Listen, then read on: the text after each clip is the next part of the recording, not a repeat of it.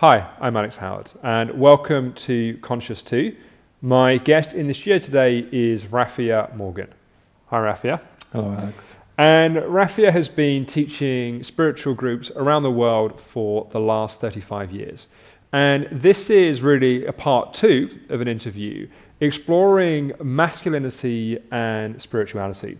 And in the first part, we talked around that and issues of castration and really what it means for a man to be in his masculinity. And Rafia, in this interview, we were going to get a bit more into some of what helps resolve some of these issues. So I think maybe a good starting point is something that you were saying to me just a moment ago around we have to face the fact that we're dealing with castration. Say something about that.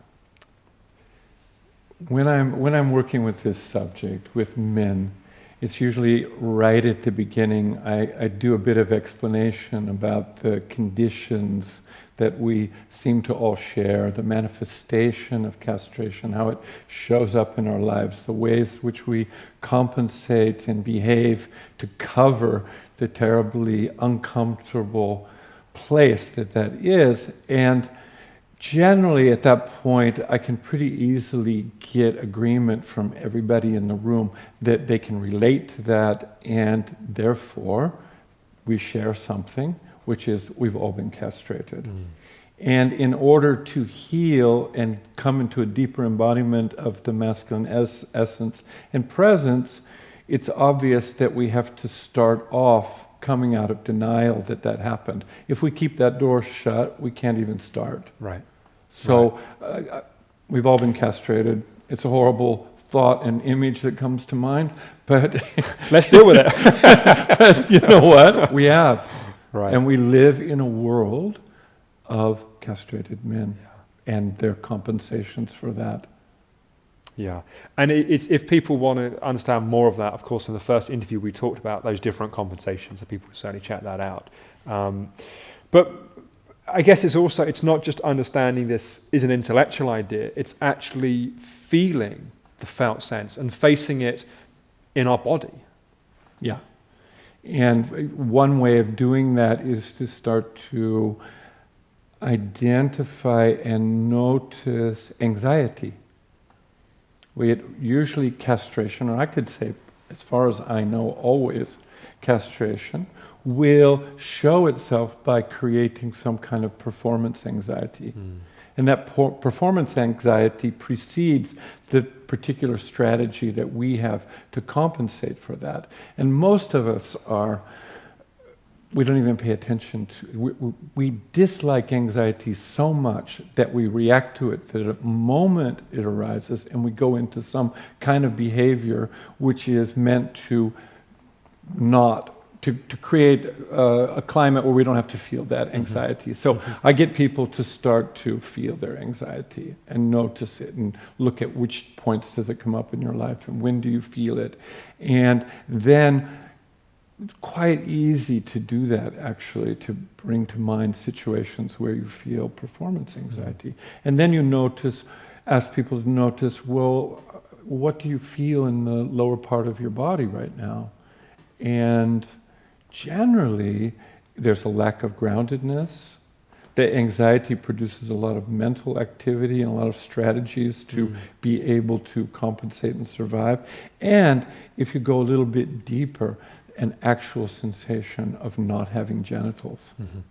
You know?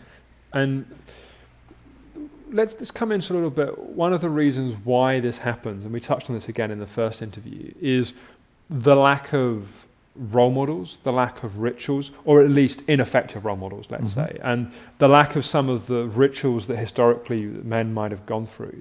Can you say a little bit about that, and also, if that has been an issue, which normally it has been, some of the ways that we can perhaps deal with that?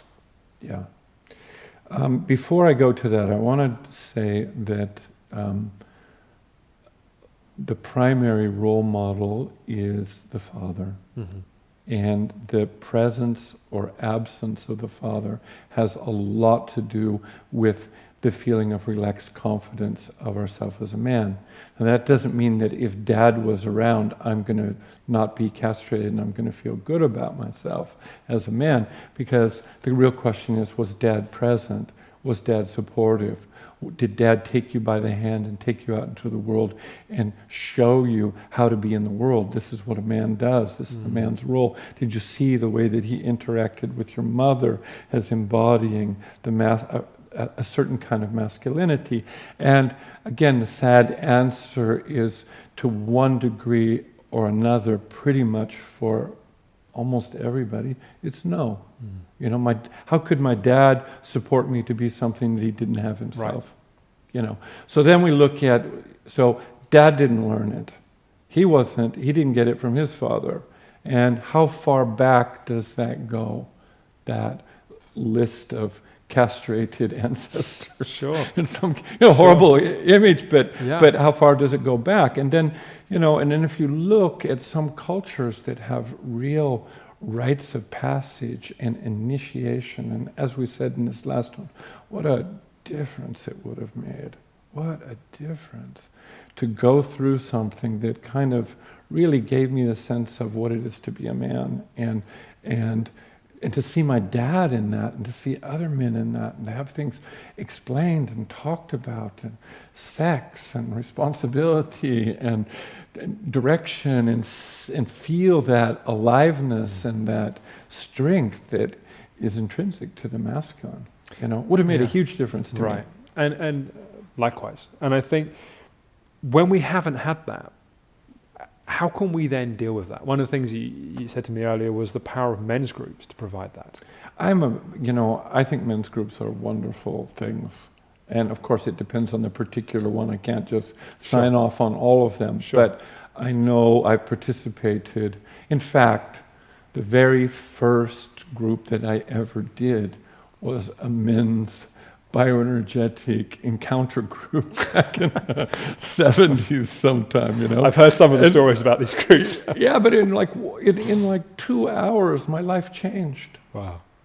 I was dealing with a really painful situation inside of myself that I just couldn't get through. And with these guys, I was able to feel the support and the presence of the other men and the shared woundedness that we all had, that allowed me to deal with, some place that was really emotionally stuck inside of me. And I can remember like it was yesterday, walking out down the porch, down to my car, feeling like, oh my God, everything changed. So I have a lot of history and respect with men's groups, and I've led them for years, and I find that men, when they come together with that shared intention to get into your masculinity, and of course there's some, kind of hoo-ha, jumping up and down kind of things that always goes with it, but that's what guys do, right? Guys There's a reason why that goes. I love to say this story that in the whole history of the planet, there's probably never been 2 female creatures that charged across the meadow and bashed their heads into each other. Never once in all of history. There's been a lot of men that have done that. But a lot of men are doing it. Whether it's on horses or bulls whatever, or whatever. Right? Yeah. So there is that love of feeling that kind of energy, and that comes out very much in men's groups.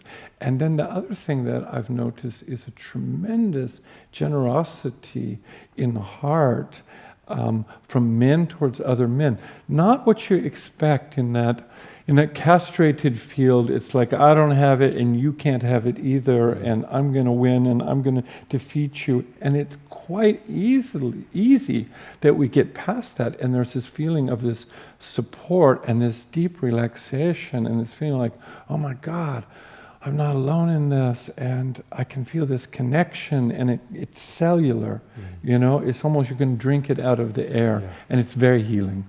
Yeah, you touched on a moment ago, kind of embracing that kind of energy, and something I also wanted to get into is the place of men owning their aggression, and the importance of actually owning that and allowing that, not acting it out, but allowing the energy of that. Can you speak to that a little bit? Yeah, very much. I personally think that owning aggression and owning the strength that comes with that, and experiencing it and even expressing it in a safe environment where you can really allow that energy to flood your whole system is one of the greatest experiences. It's very enlivening, rejuvenating, invigorating, and it brings with it strength. And the interesting thing is that anger is not strength in and of itself, but without a good relation to your anger, you won't have strength. So it's very important. And a lot of us sensitive guys who've been drawn to spiritual work and groups and stuff have had a rejection of a certain kind of male behavior that we label gross and crass and aggressive and ugly and overly dominant and all those things. And we want to be anything like that. But in doing that, we kind of castrate ourselves then, because the roots of our energy does include something of that strong, vital energy. And what I find is you get a bunch of guys together and get them into it, or get them dancing, get them pushing up against each other, get them feeling that level of that aggression, and they're ecstatic. Maybe not everybody at first, because maybe they've been wounded too much or something, but most guys will find it like, such a relief to get into that energy. And I see it as really important. And I think a lot of guys think if I get into that, there's no turning back. I'm going to turn into a rageaholic. I'll be like my dad or my uncle, or I'll turn into, an idiot or something. And they think it's maybe really big, and it's not. It's like, it's a little level. We got to go in there. We got to feel it. Yeah, I have aggression inside of me, and there's something good in it. And I'm pissed off about stuff, and I swallowed it a long time, and that has held me back. Because I hold that energy back, I'm less capable of going for what I really want in my life, having real clear direction and taking risks. Yeah, I get it. I mean, in a sense, to really do things in the world, especially things that are challenging, you have to have that vitality, and you have to have that sense that I can do this. Exactly. You mentioned taking risks. Say a bit more about that, because I think that's also one of the things that, it's that kind of age-old quote that ships in harbour are safe, but that's not what ships are built for. And there's something in life that the real juicy stuff generally depends upon going way outside our comfort zone. Be that emotionally revealing something that we feel afraid to let out, be that in our career, many ways that can show up. But what's the relationship of being, of having your balls, let's say, and taking a risk? It is, you described it all very well just now. It is playing your edge a bit. It's like, where do I want to expand to? And asking yourself the question, am I holding back? And how am I holding back? And do I really feel good about holding back?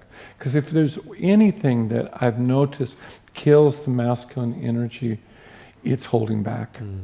And that's a great one for bringing out the anger and the frustration, by the way, too. It's like, how do you hold back, and how do you feel held back?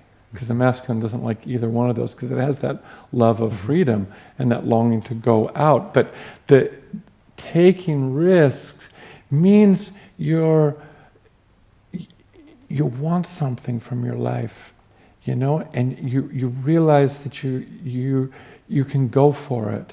And if you're in that castrated space, you feel like, I don't have what it takes, I won't make it, I can't do it, I'm not going to even try. And then you hold back, and then your energy goes kind of gray and like that. Whereas going out into, maybe I fail, okay.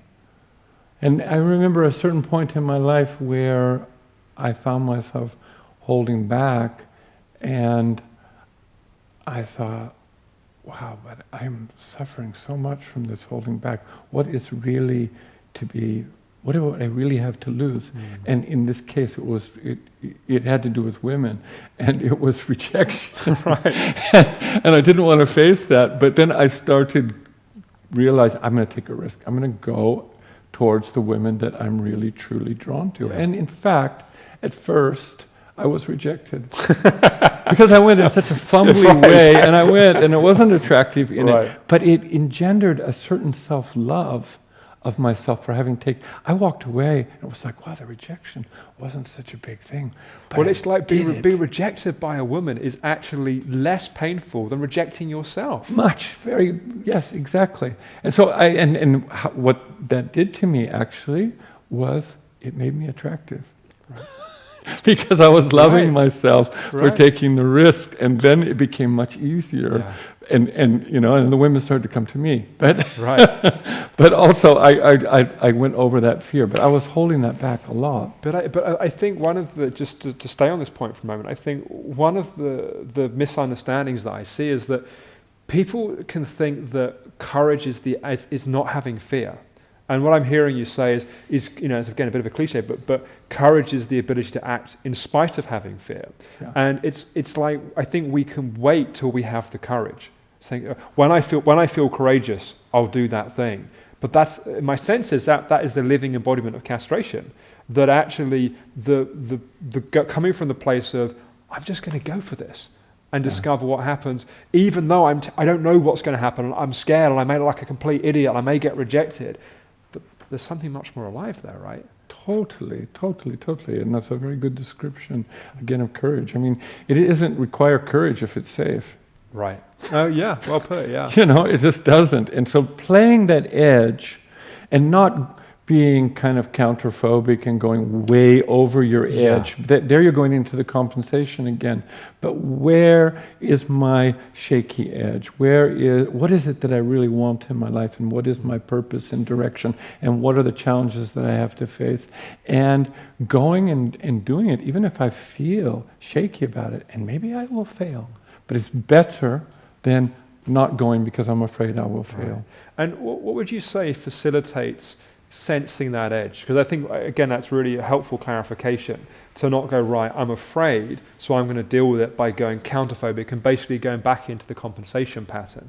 So what helps us find that edge and then to work that?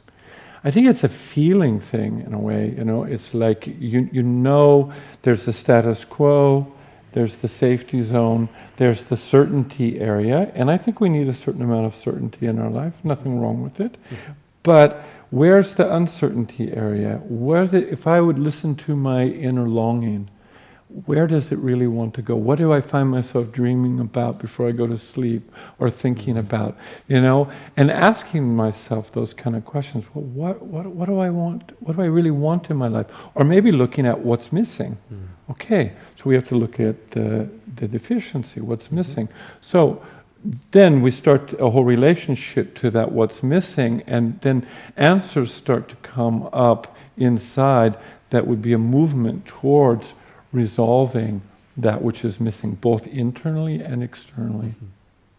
So playing the edge is there's a certain aliveness and a certain thrill that happens, a certain bubbliness and enthusiasm that starts to come up,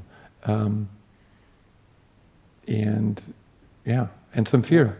Yeah, and where else are we truly alive? In a sense. Yeah. And we totally, and we need to do that if we're really seriously out to realize ourselves and realize our potential. So for me, the healing of the castration and the finding my legs, so that maybe they're still shaking, but I got my legs, and I've got it from my experience now, and I know that I've faced that castration, and I've exposed myself in it, and all of the embarrassment and shame of it, and I've had experiences where, wow, I'm really present, and I'm here, and what's the next step that I want to take?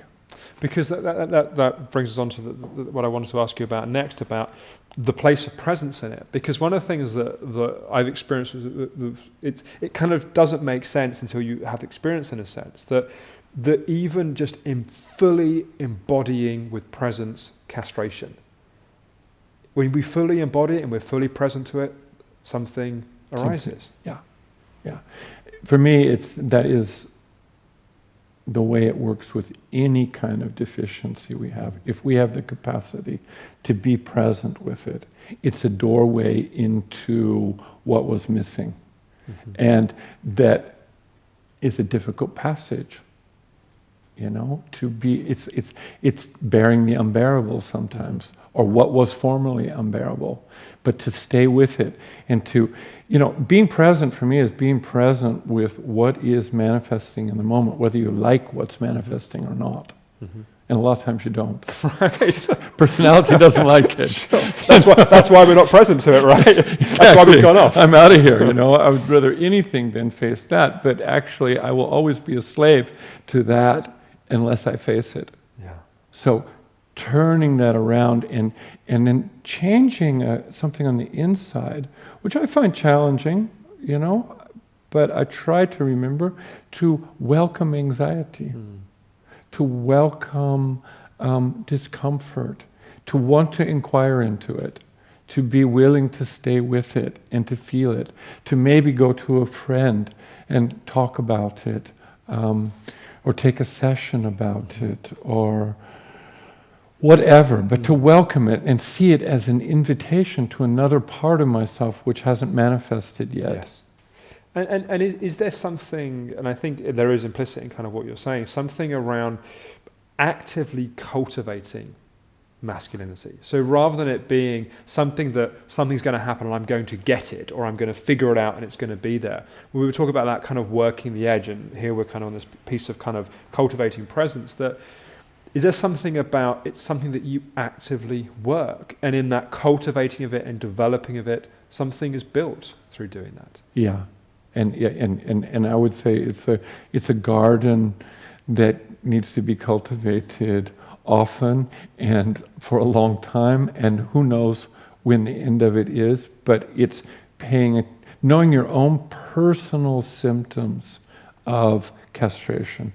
Very, very important. How do I behave? Putting up kind of flashing lights and warning signs around that so that you pay attention when that stuff is activated, so that you deal with it directly. And then apart from that, which is dealing with the wound and the deficiency, there's also the part of cultivating presence, which is, for me, it has something to do with meditation. It has something to do with sitting in a very solid way. Yes. It has something to do with my belly. It has something to do with being anchored in the belly. And then when that happens, feeling really bottom heavy rather than top heavy. And all of those things work towards that capacity to be able to stay present when the deficiency opens up, and to be embodied and present when you need to take action, when you want to pursue something, when you need to relate to a difficult situation. That thing I have, and the beauty of the feeling of it is, and the knowing that basically it's all inside of me. I have what it takes. I have the capacity to respond to the challenges that life's going to bring me. I don't need to mindfuck them to death. I don't need to effort a lot to try and prearrange life so those things don't come up. Right. I don't need to damage control life. I've got it. Yeah. I'm present and I'm here. And may that be an ever deepening, evolution. There's so much more we could say about this, but we're out of time. Really? Already? Already out of time. My God, there is. But, I want to say I really appreciate your contribution on this. I think, both in the first part and this part, I think it's been immensely kind of enlightening. So if people want more information on your work and to get in contact with you, can you give out your websites? Yeah, I have a few websites. One for my schedule is rafia.info. Another one called workingwithpeopletrainings.com, and another one, pathoflove.net. Right. Rafia, thank you so much. Thank you for inviting me, Alex. It was a real pleasure. Yeah, I've really enjoyed it. Yeah, thank you. Thank you. And thank you for watching, and we look forward to talking to you again, hopefully very soon here on Conscious Tea. Bye-bye.